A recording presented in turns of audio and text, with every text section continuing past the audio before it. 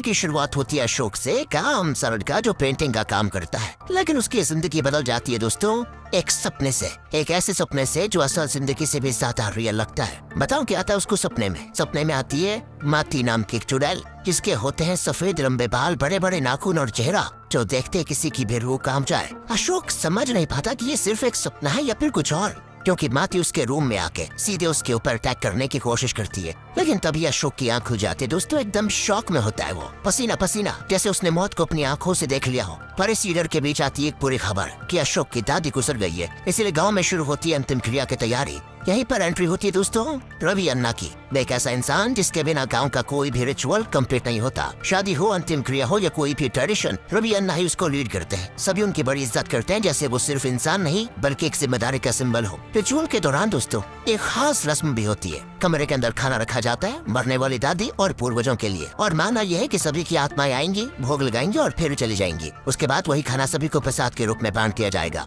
तो दरवाजा बंद करके लगभग 10 से 15 मिनट वेट करना पड़ जाता है आत्माओं के लिए, और उस वक्त तो ऐसा होता है कि फोन वगैरह भी सब बंद करवा दिए जाते हैं ताकि पूर्वज डिस्टर्ब न हो। और रवि अन्ना इस रिचुअल में काफी स्ट्रिक्ट होते हैं ताकि कोई भी गड़बड़ी ना हो। अब इसी बीच अशोक एक लड़की चैत्रा को देखता है, जिसे वो काफी टाइम से नोटिस कर रहा था। रिचुअल्स के बीच भी उसकी नजर उसी पे जाती है, तो अशोक भी चैत्रा को बड़ी अच्छी स्माइल देता है, और इत्तेफाक से दोस्तों चैत्रा भी उसको स्माइल कर देती है। अब ये देखकर अशोक को लगता है कि शायद कहीं न कहीं चैत्रा भी उसमें इंटरेस्टेड है, लेकिन अशोक को ये बिल्कुल भी अंदाजा नहीं था कि उसके आसपास चल रहा ये रिचुअल और माती की आत्मा उसकी जिंदगी को एक ऐसे मोड़ पे ले जाने वाली है जहाँ से वापस आना बहुत ही मुश्किल है। अशोक के तो दोस्तों ने भी नोटिस कर लिया होता है कि उसकी नजर चैत्रा पर है, इसीलिए उसके दोस्त कहते हैं कि अब देखते ही रहेगा या फिर अपनी लव स्टोरी को आगे भी बढ़ाएगा भाई। तब उनके कहने पे अशोक एक छोटी सी डेयरिंग मूव करता है। वो एक मस्त सी पर्चे पे अपना नंबर लिखता है और चैत्रा के पास गिरा देता है जानबूझकर। थोड़ी देर के बाद अशोक का फोन बजता है, उसको लगता है कि ये कॉल चैत्रा का होगा, लेकिन दोस्तों असली ट्विस्ट यहाँ पे आता है, क्योंकि उसका फोन तो रूम के अंदर चार्जिंग पे लगा हुआ था, वही रूम जिसमें रिचुअल चल रहा था। और रवि अन्ना ने सभी को स्ट्रिक्टली मना किया था कि 10-15 मिनट के लिए अंदर कोई नहीं जाएगा। लेकिन अशोक के लिए ये एक मौका था जो वो खोना नहीं चाहता था, और वो सबके सामने ही अंदर चला जाता है और अपना फोन ले लेता है दोस्तों। पर जहाँ उसको लग रहा था कि कॉल चैत्रा ने किया होगा, लेकिन अफसोस की कॉल किसी रैंडम कंपनी का होता है, और चैत्रा उसने तो पर्ची को देखा भी नहीं था दोस्तों। मतलब अशोक का यहाँ बन गया पोपट। और अब जैसे वो बाहर निकलता है तो सामने रवि अन्ना खड़े होते हैं गुस्से से लाल। अशोक तो हंसते हंसते कहता है वो मैं फोन अंदर भूल गया था, बस उसी को लेने गया था। लेकिन रवि अन्ना सीधे उसके सर पे टपली मार देते हैं और डांटते हुए कहता है कि बुद्धू 10 मिनट रुका नहीं जा सकता क्या, मना किया था अंदर जाने को, समझता नहीं क्या। और फिर क्या दोस्तों, पूरे गांव और चैत्रा के सामने अशोक की बढ़िया धुलाई हो जाती है। अशोक चुप रहता, गलती की है तो भुगतना पड़ेगा, और वैसे भी रवि अन्ना के सामने सभी की बोलती बंद हो जाती है। लेकिन दोस्तों अंदर ही अंदर अशोक को बहुत गुस्सा भी आ रहा था, और वो सोच लेता है कि एक दिन तो मैं इसका बदला जरूर लूंगा। वेल सीन होता है यहाँ से कट रवि अन्ना पर, जो अपने कुछ दोस्तों के साथ ड्रिंक कर रहे होते हैं, और अशोक की हरकत पर अभी भी उनका गुस्सा कम नहीं हुआ था। वो बोलते हैं कि रिचुअल के बीच अंदर जाना बहुत बड़ी गलती है, आत्माओं का चक्कर बड़ा खतरनाक होता है, अगर सच में कुछ हो जाता तो। इसी दौरान पहली बार दोस्तों रवि अन्ना एक और नाम लेते हैं माती का, एक शैतानी आत्मा जो गांव के लोगों के लिए डर का दूसरा नाम है। और रवि अन्ना को डर होता है कि अगर उस समय माती कमरे में मौजूद रही होगी तो बस बहुत बड़ी मुसीबत हो जाएगी अशोक के लिए। दोस्तों अब मैं आपको डिटेल में बताता हूँ कि आखिर ये माती है कौन और क्यों वो लोग इससे इतना डर रहे हैं। तो बात ये कि कनाडा और तुलु फोकलोर के हिसाब से माती एक ऐसी शैतानी आत्मा है जो अपनी अधूरी इच्छाओं के कारण भटकती रहती है। ये ज्यादातर एक औरत के रूप में दिखाई देती है, सफेद साड़ी, लंबे सफेद बाल, और ये अक्सर रात के अंधेरे में जंगल या सुनसान रास्ते पे मिलती है। ये आत्मा बहुत चालाक है वैसे, हाँ कभी भी अपना रूप बदल सकती है। अगर आप मर्द हो तो वो औरत बन जाएगी, अगर आप औरत हो तो वो मर्द। और कभी कभी आपको ऐसी आवाजें सुनाई देंगी जैसे पायलों की खनक, या ऐसा लगेगा जैसे कोई आपके पीछे चल रहा हो, जो महसूस करके बिल्कुल कांप जाए दोस्तों आदमी। खैर टेंशन के बाद गांव में एक खुशी का इवेंट होता है, एक शादी।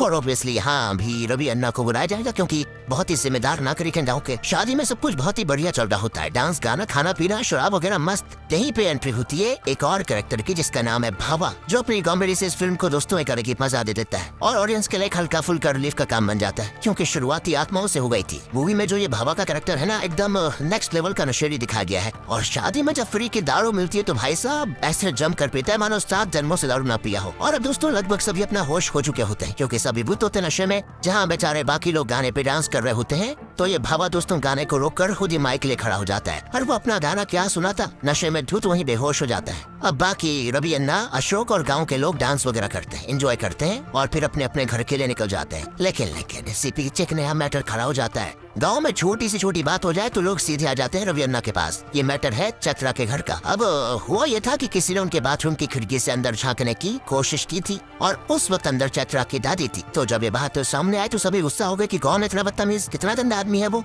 लेकिन प्रॉब्लम ये थी दोस्तों कि दादी ने अपने चश्मे नहीं पहने हुए थे, इसीलिए दादी उसको पहचान नहीं पाएगी। रवि अन्ना तुरंत बाथरूम इंस्पेक्ट करने को पहुंच जाते हैं और तब उनके साथ आया हुआ एक लड़का कहता है अगर वो यहाँ खिड़की पे चढ़कर देख रहा था तो पक्का उसके फिंगरप्रिंट्स यहाँ पे जरूर होंगे, पुलिस इजीली उसे पकड़ लेगी। लेकिन बोलते बोलते खुद ही उसने अपना हाथ दीवार पे फेर दिया था। अब रवि अन्ना गुस्से में कहते हैं कि अबे अब तो तेरे फिंगरप्रिंट्स भी पुलिस को मिलेंगे। तो वो लड़का कैजुअली कहता है अरे मैं तो आपके साथ हूँ ना, आप पुलिस को समझा देना। प्ले अगेन दोस्तों। तभी रवि अन्ना को शक होता है, तो सोचते हैं कि एक मिनट ये लड़का है कौन, गाँव का तो लगता नहीं। और जब उससे पूछते हैं तो वो कहता है मैं ग्रीश हूँ, सतीश आंटी का बेटा। रवि अन्ना कल आपको आखिरी पैक मैंने पिलाया था। फिर भी रवि अन्ना के मन में डाउट होता है, लेकिन नशा होने की वजह से उन्हें क्लियरली याद नहीं होता और सबूत भी कुछ था नहीं, इसीलिए उसे वहाँ से जाने देते हैं। लेकिन सस्पेंस यही खत्म नहीं होता दोस्तों। अगले दिन गांव में एक और बड़ी खबर फैल जाती है। लोग कहने लग जाते हैं कि अशोक कल रात बहुत ही अजीब बिहेव कर रहा था। अब गांव वाले सोचते हैं कि वो पजेस्ड हो गया है, उसके अंदर कोई आत्मा आ गई है। और वजह भी क्लियर है दोस्तों, जब रिचुअल चल रहा था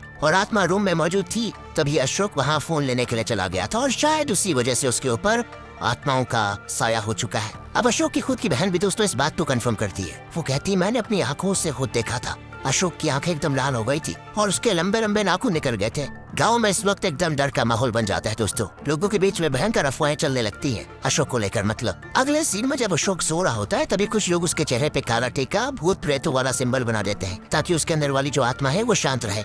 लेकिन जैसी अशोक की नींद खुलती है वो अपना चेहरा देखकर पहले तो शॉक हो जाता है कि ये सब किसने कर दिया, लेकिन फिर उसे कल रात की सारी बातें याद आती है और तब असली सच सामने आता है दोस्तों। बाथरूम में झांकने वाला कोई और नहीं बल्कि खुद अशोक था।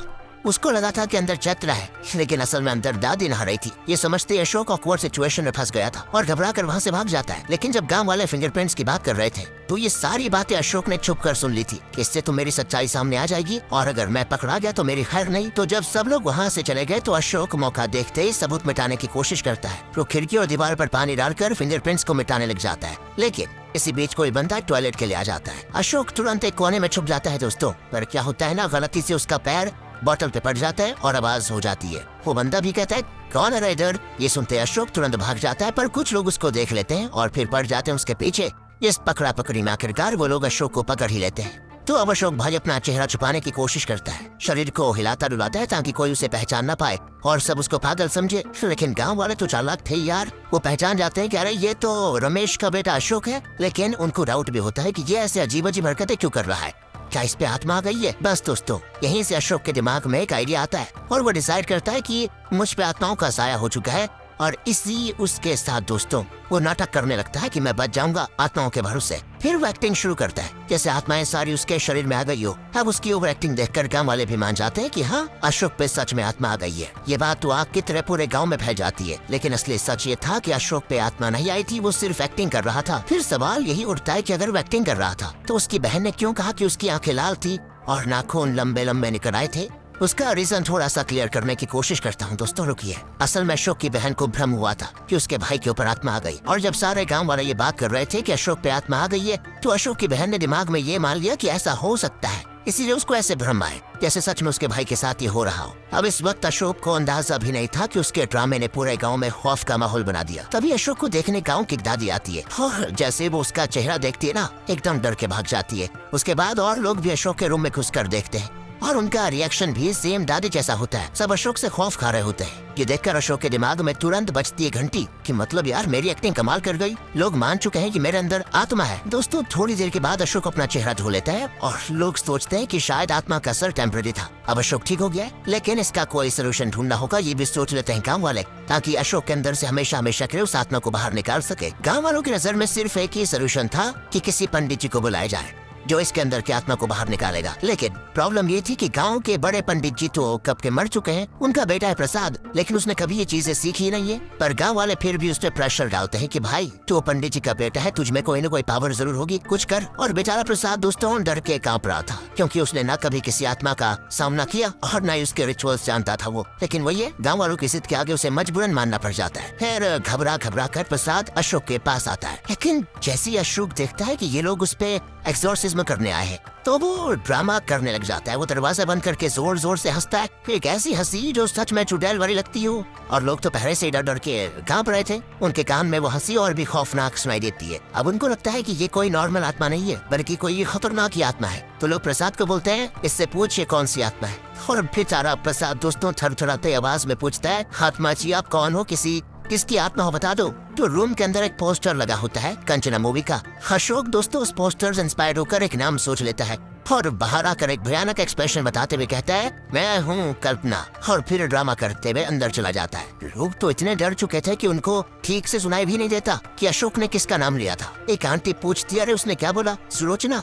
सभी कंफ्यूज हो जाते हैं। तो गांव वाले प्रसाद से कहते हैं कि इससे पूछो ये आया कहाँ से है, मतलब इसके अंदर जो आत्मा है कहाँ से आई। अशोक वापस बाहर आता है और हाथ से सोमेश्वरा की ओर इशारा करता है और दरवाजा बंद कर देता है। दोस्तों सोमेश्वरा उस जगह का नाम है जहाँ पे मरे हुए लोगों का अंतिम क्रिया किया जाता है। अब गांव वालों को लगता है कि इस आत्मा का कनेक्शन सोमेश्वरा से है, तो वो थियरी बनाते हैं कि आत्मा का नाम सुलोचना है, जो सोमेश्वरा से आकर अशोक के अंदर चली गई। और यहीं से दोस्तों फिल्म का एक आइकॉनिक मोमेंट निकलता है, सुलोचना फ्रॉम सोमेश्वरा, शॉर्ट में सू फ्रॉम सो। इसी तरह फिल्म का यूनिक टाइटल बनता है ये। अब जैसे मैंने पहले बताया था ना आपको कि गांव में कोई भी किस्सा कहानी हो, छोटी हो या बड़ी, रवि अन्ना के बिना उसका कोई भी समाधान नहीं होता। इसलिए वो सभी रवि अन्ना को बुलाने निकल पड़ते हैं। फिलहाल रवि अन्ना गांव में नहीं थे, इसलिए सभी लोग उनके आने का इंतजार कर रहे थे, क्योंकि प्रसाद से तो क्लियरली काम नहीं चल रहा था। ऊपर से प्रसाद ही सबसे ज्यादा डरा हुआ था। लेकिन जब रवि अन्ना वहाँ पे आते हैं और उन्हें सारी ये सच्चाई बताई जाती है, तो पहले तो वो भी थोड़ा घबरा जाते हैं। ये बात अलग है कि गांव वाले तो मानते ही नहीं थे कि रवि अन्ना कभी किसी चीज से डर भी सकते हैं।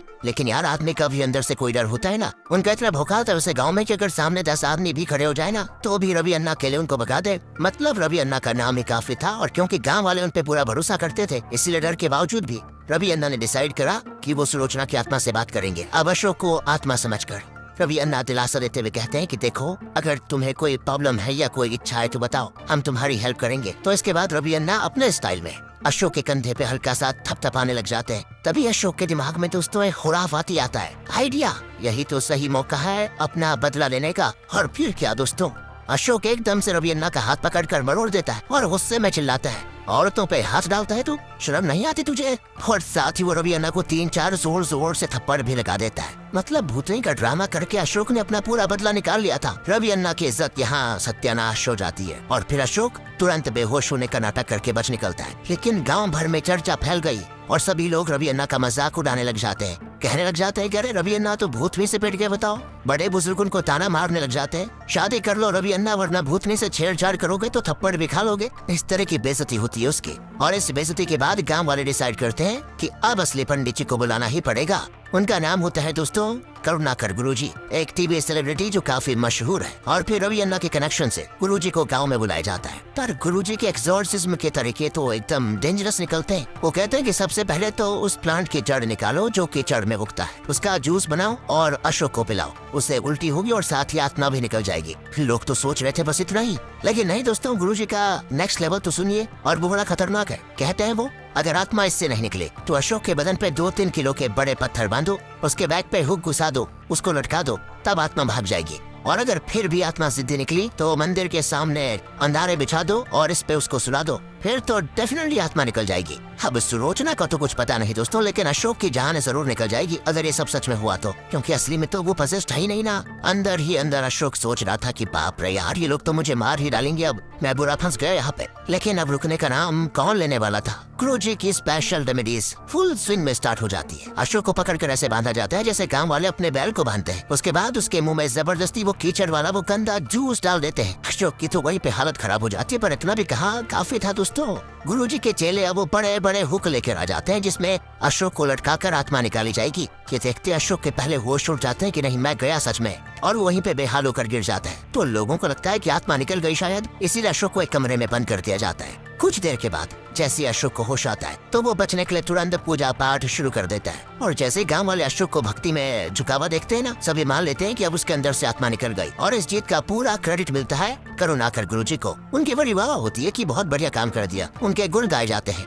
और गुरुजी फुल प्राउड होकर गाँव से चले भी जाते हैं कि चलो काम हो गया। सबको लगता है कि अब नॉर्मल हो चुका है सब। अशोक भी अपनी जिंदगी के डेली काम शुरू कर देता है। लेकिन दोस्तों फिर एक दिन वो खिड़की से रवि अन्ना को देखता है और उसके दिमाग में तुरंत वो सीन फ्लैश होता है जहाँ उसने भूतनी बनकर रवि अन्ना की इज्जत का कबाड़ा कर दिया था। तो ये बातें याद आते ही अशोक अनकंट्रोलेबल हंसने लग जाता है, एकदम पागलों जैसी हंसी। उसकी हंसी सुनकर बंदा ही डर जाए, यार इतना खतरनाक। तभी उसका एक दोस्त उसको ऐसे हंसते हुए देख लेता है। अब उसको तो असल बात क्या थी पता नहीं था ना। उसको लगता है कि अशोक के अंदर फिर से आत्मा घुस गई है, इसलिए डर के मारे वो तुरंत भाग जाता है। कुछ अजीब कोइंसिडेंसेस अशोक के आसपास होने लग जाते हैं। हाँ, एक दिन वो दूध लेने जाता है और दूध वाले की पत्नी बताती है उनका बछड़ा मर गया, शायद बीमारी से मरा हो। लेकिन ब्लेम तुरंत जाता है अशोक पे कि उसकी वजह से मरा होगा। लोगों के दिमाग में तो पहले से बैठा हुआ था कि इसके अंदर आत्मा है, तो लोग सोचते हैं कि ये मनुष्य आत्मा अभी भी इसका पेशा नहीं छोड़ रही है। तो अशोक तो बिना कुछ बोले चला जाता है वहाँ से। अब थोड़े आगे जाके वो देखता है कि एक छोटा सा लड़का खेल खेल में कागज जला रहा है दोस्तों। तो अशोक उसको समझाता है कि अरे बेटा, आग से खेलना खतरनाक होता है, दूर रहो। बच्चा डर के भाग जाता है और जलता हुआ कागज वहीं छोड़ जाता है। तो अशोक भी ज्यादा ध्यान नहीं देता और चला जाता है। थोड़ी देर में दोस्तों वही कागज से पासी के भूसे में आग लग जाती है और ये सब कुछ दूर से एक औरत देखती है। उसने ना बच्चे को देखा ना कागज,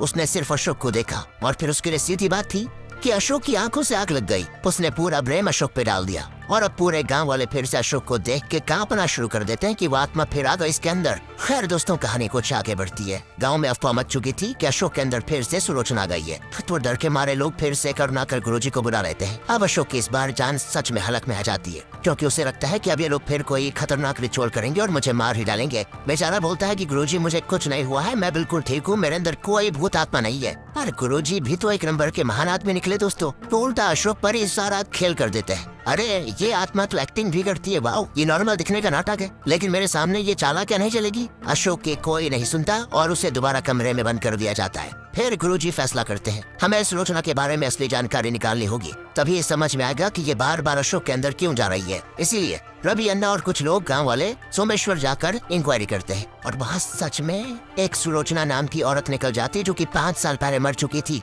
अब सुलोचना के घर जाकर उन्हें उसकी बेटी भानु मिलती है और यहीं पे एक बढ़िया सा ट्विस्ट भी आता है। रवि अन्ना और भानु एक दूसरे को पहचान जाते हैं दोस्तों। रवि थोड़ा ऑकवर्ड फील करता है, पता नहीं क्यों। उसकी आंखों में पूरा कनेक्शन दिख जाता है, पर वो सबके सामने कुछ नहीं बोलता, बस कुछ कह देता है कि हम गलती से यहाँ पे आ गए और बाकी लोगों के साथ वापस चले जाता है। ये देखकर अब गाँव वाले भी थोड़े कंफ्यूज हो जाते हैं कि इतनी मुश्किल से सुलोचना के घर तक आए और बिना बात के चले गए। और फिर जब गुरुजी को रिपोर्ट मिलती है कि एक सुलोचना थी जो मर चुकी है, तो वो पक्का कर देते हैं कि बिल्कुल इस अशोक के अंदर जो आत्मा है वो उसी की है। लेकिन लोगों को दोस्तों अभी भी वो बात समझ में नहीं आती कि रवि अन्ना ने भानु से ज्यादा बात क्यों नहीं की। इस पे गुरुजी रवि से डायरेक्टली बात करते हैं और तब रवि अन्ना फाइनली खुलकर बताते हैं 15 साल पहले भानु से मेरा रिश्ता होने वाला था, लेकिन मैंने मना कर दिया था क्योंकि उस टाइम भानु बहुत ही मोटी थी और मैं पतला था। लेकिन अब सब उल्टा हो गया है, अब मैं मोटा हो गया हूँ और भानु पतली हो गई है। इस बात से गुरुजी के दिमाग में डाउट क्लियर हो जाता है कि शायद इसी वजह से सुलोचना की आत्मा बार बार गांव में आ रही है। मतलब वो रवि अन्ना से खफा है वो आत्मा। लेकिन अब रवि अन्ना अपनी जो समाज में उनकी इमेज है ना प्रॉब्लम सॉल्वर की, उसे खराब नहीं करना चाहते थे, क्योंकि अगर गांव वालों को सच पता चल जाता कि सुलोचना की आत्मा रवि अन्ना के पास्ट की वजह से आई है तो सब उनको हीरो नहीं ट्रबल मेकर बोलने लग जाएंगे। तो इसीलिए रवि अन्ना सीधा गुरुजी को वार्निंग देते हैं कि ये जो बात है ना किसी को पता नहीं चलनी चाहिए, अपने तक ही रखो। तो गुरुजी भी चुप हो जाते हैं। दूसरी ओर दोस्तों अशोक की हालत खराब थी, उसको कमरे में बंद करके रखा जाता है। कोई उससे बात नहीं करता, सिर्फ खाना पानी देने के लिए दरवाजा खोलते हैं और तुरंत बंद कर देते हैं। बेचारा अपने घर में ही बिल्कुल अकेला हो गया था और ये तन्हाई उसको अंदर ही अंदर खाने लगती है। बहुत दिनों से उसने किसी इंसान को ठीक से बात तक नहीं करी थी। आखिरकार एक दिन जब उसका मन बहुत ज्यादा घबरा जाता है तो फाइनली वो कमरे से भागने की सोचता है। इत्तेफाक से दोस्तों छत का एक हिस्सा खुला होता है और वहीं से निकलकर वो गांव में घूमने लग जाता है। लेकिन जैसे वो किसी बंदे को बुलाता कि अरे भैया इधर आ जाओ जरा बात करनी है, साहबने वाला बंदा सीधे भाग जाता। अशोक के दोस्त तक उससे बात नहीं करते दोस्तों। मतलब अशोक जो नॉर्मल बातें करने निकला था वो और बड़ी टेंशन में आ जाता है। उसको देखते गाँव में बिल्कुल दहशत फैल जाती कि आत्मा बाहर खुलेआम घूम रही है। लोग समझने लग जाते कि आत्मा हमला करने आ रही है और डर के मारे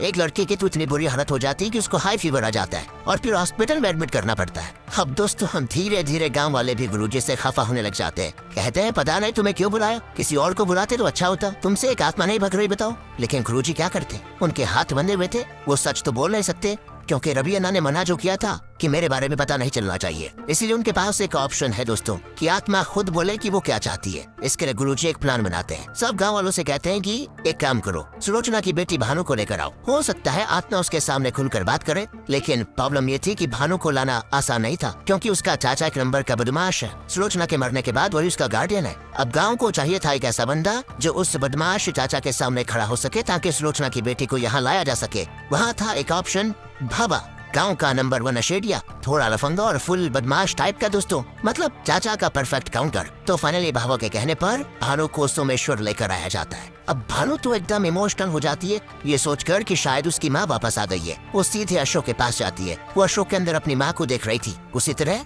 उससे बातें भी करती, मतलब माँ को समझकर।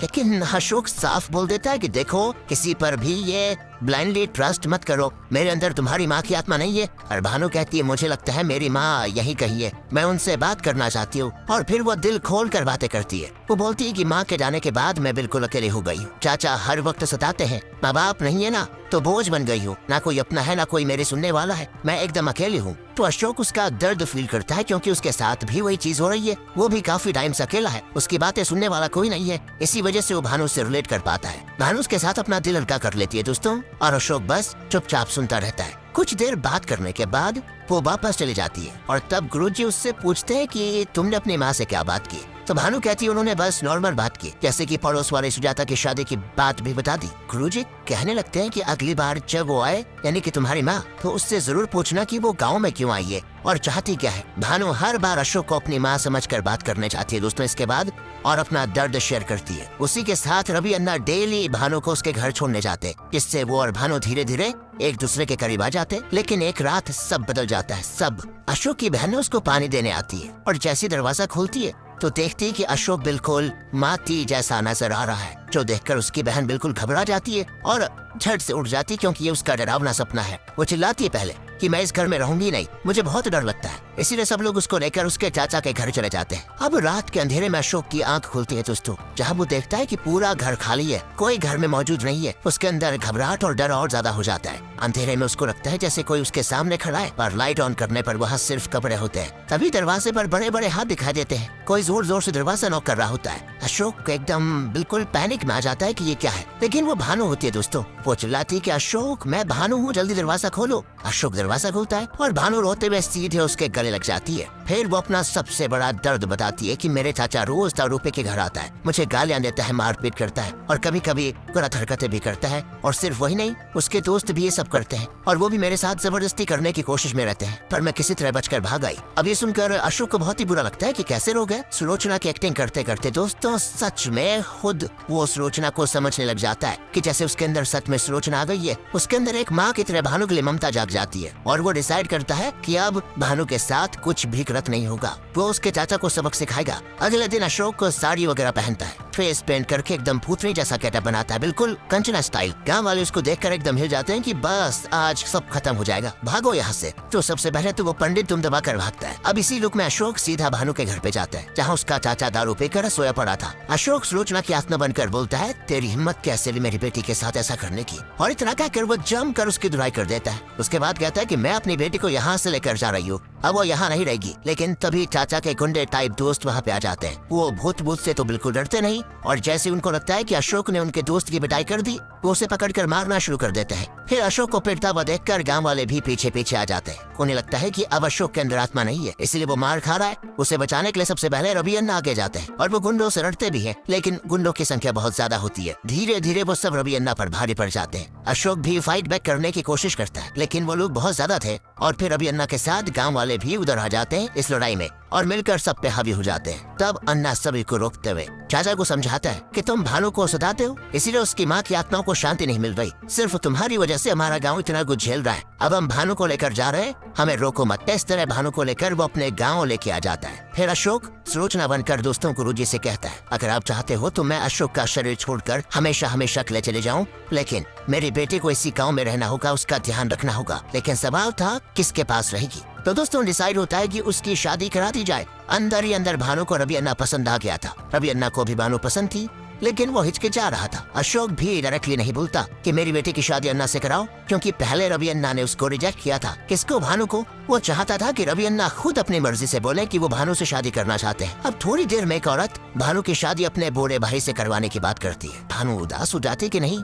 और रवि अन्ना भी दुखी हो जाता है। उन्हें लगता है कि अगर मैं चुप रहा तो गलत हो जाएगा। तो फाइनली रवि अन्ना खुद आगे बढ़कर भानु को प्रपोज करता है कि अगर तुम चाहो तो मैं तुमसे शादी करना चाहता हूँ। भानु तो खुश थी, वो मुस्कुराकर हाँ में हिला देती है सर, और फिर गांव में खुशी की लहर दौड़ जाती है। तभी अन्ना और भानु की शादी धूमधाम से होती है। गांव वालों की नजरों में दोस्तों सुलोचना की आत्मा भी मुक्ति पा जाती है। इसीलिए अशोक अपनी लाइफ में नॉर्मल तरीके से जीना शुरू कर देता है। सबको लगता है कि आत्मा चली गई है, पर एंड में थोड़ा कॉमेडी ट्विस्ट हमको देखने को मिलता है। अशोक का दोस्त उससे उधार वाले पैसे मांगता है। अशोक फिर से भूत बनकर एक्टिंग करता है कि मैंने पैसे नहीं दिए तो क्या करेगा रे, और ये सुनकर सभी लोग डर के मारे भाग जाते हैं। इसी सीन के साथ दोस्तों ये प्यारी सी अच्छी सी मूवी खत्म होती है। ज्यादा कुछ था नहीं, लेकिन नॉर्मल मूवी थी एक। बाकी अब आप बताइए आपको कैसी लगी। अच्छी लगी हो तो लाइक करें, चैनल को सब्सक्राइब भी ध्यान रखेगा अपना। And finally thanks for watching.